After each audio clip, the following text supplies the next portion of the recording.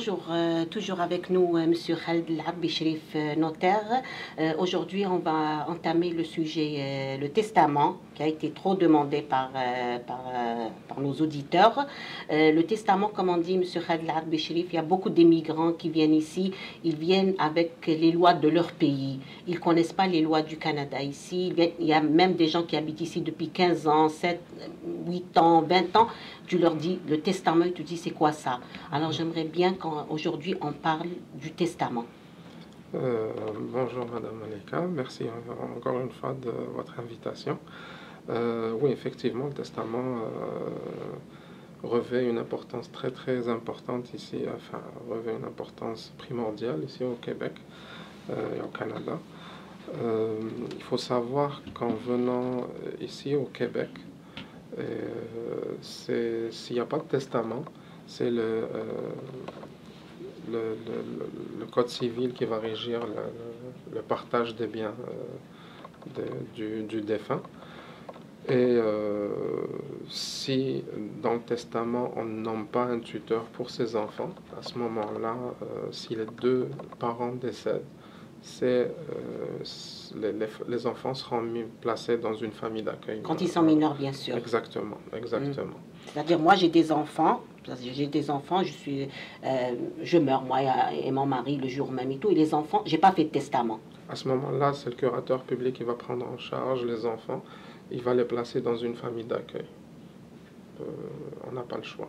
À partir du moment où les parents n'ont désigné personne pour garder les enfants, le curateur public préfère laisser les enfants dans une famille d'accueil sur laquelle il a déjà fait des enquêtes et en laquelle il fait entièrement confiance. Et si les autres membres de famille, ils vont chercher à ce moment-là, c'est une procédure judiciaire, c'est au juge de décider s'il veut confier les enfants à la famille des défunts. Le testament, par exemple, moi je veux venir chez le notaire, je veux faire un testament. Il faut que le couple se présente chez le notaire. Comment c'est la procédure? En fait, ils vont appeler directement le bureau de notaire, prendre rendez-vous. Généralement, ça prend 2 rendez-vous. Le premier rendez-vous, c'est pour prendre toute l'information, conseiller, donner les conséquences en fait des volontés du testateur. Si le testateur décide de quelque chose, à ce moment-là, le notaire va lui donner les conséquences de ses volontés, les conséquences juridiques. Donc, généralement, c'est 2 rendez-vous. Le premier, comme je vous l'ai mentionné, prendre les informations, conseiller les clients. Le deuxième rendez-vous pour faire la lecture, s'il y a des changements à apporter au testament, et la signature devant un témoin aussi. Monsieur Khaled El Abdi Cherif, on a le testament holographe, le testament avec témoin et le testament du notaire. D'après ce qu'on voit, le testament notarié, c'est le testament c'est lui qui protège le citoyen.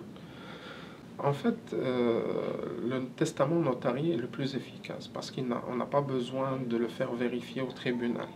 À partir du moment où on fait une recherche testamentaire et on trouve le dernier testament fait par le défunt, les héritiers peuvent commencer la liquidation de la succession. Par contre, concernant le testament holographe qui est fait à la main et le testament fait devant témoin, à ce moment-là, les héritiers doivent obligatoirement le faire vérifier auprès du tribunal. Il y a une procédure judiciaire qu'il faut faire et cela prend du temps en fait.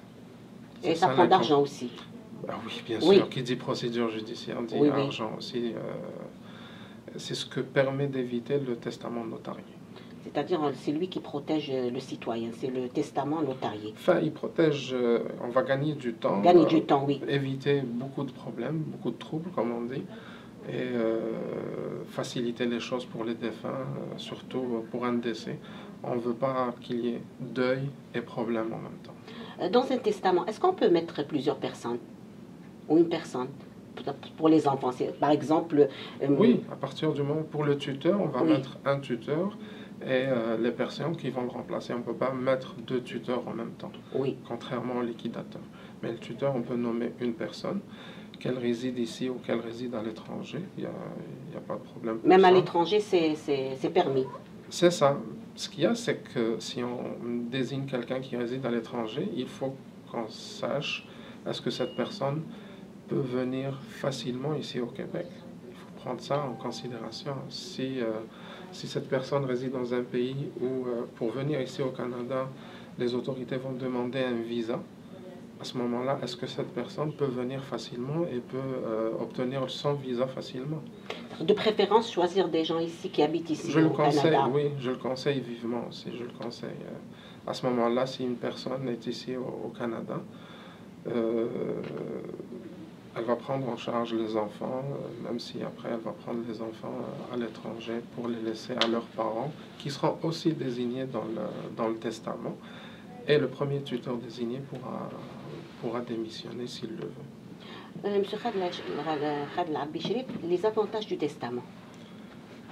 Il y en a plusieurs, les avantages. Premièrement, décider de ses funérailles. Est-ce qu'on veut être enterré ici? Est-ce qu'on veut être incinéré? Est-ce qu'on veut être notre corps soit rapatrié dans notre pays d'origine? C'est tout ça qui va être décidé. Décider des legs qu'on va faire. Est-ce qu'on va léguer tout à sa conjointe? Est-ce qu'on va léguer à ses parents, ses enfants? Qu'est-ce qu'on va leur léguer? Désigner le liquidateur. Quand on désigne le liquidateur, ça permet au moins d'éviter, s'il y a plusieurs héritiers, de leur éviter de désigner le liquidateur qui va être liquidateur. La troisième des choses, désigner le tuteur. Ça, c'est vraiment, entre autres, il y a beaucoup d'avantages, mais les principaux avantages, c'est cela. Et ça, on ne fait pas le testament pour l'héritage. Par exemple, la personne meurt. À ce moment-là, c'est le Code civil qui va régir la succession. C'est le code civil qui va déterminer les parts de chaque héritier. Oui. Exactement. Et ça peut causer aussi du tort. Par exemple, si un conjoint décède, un homme décède, laisse sa conjointe avec des enfants mineurs, ils ont avec une des maison. Parents aussi. Non, à partir du moment, ici au Québec, oui. Dans le Code civil, s'il y a un conjoint et des enfants, les enfants vont hériter de 2 tiers, la conjointe va hériter de 2 tiers. 2 tiers, 1 tiers, en fait. La conjointe, un tiers, les enfants, 2 tiers. S'il n'y a pas d'enfants, oui, les parents du défunt vont hériter avec la conjointe. Mais moi, je parle beaucoup plus si un des parents décède, le conjoint survivant va se retrouver héritier avec ses enfants mineurs. Et les enfants mineurs qui héritent de plus de 25 000 $, à ce moment-là, on a besoin d'un conseil de tutelle.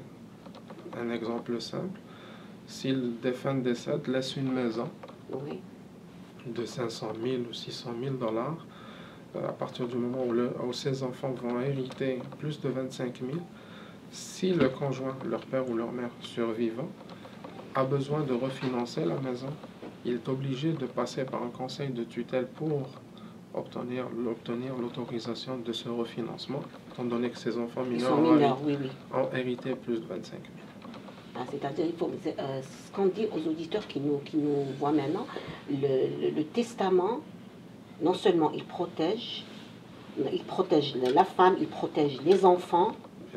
Le conjoint, généralement, quand on dit la femme... Oui, que ça soit la femme ou la conjointe ou le conjoint, c'est-à-dire il protège. Exactement, oui. Il protège et permet d'éviter énormément de problèmes au décès.